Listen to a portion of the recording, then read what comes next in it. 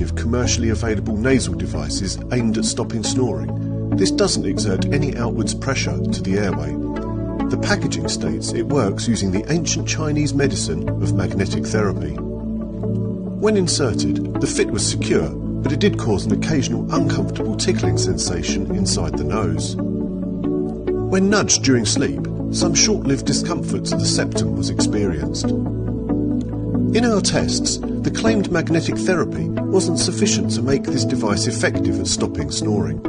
If anything, it felt like it restricted airflow slightly, and unfortunately, mouth breathing became preferable.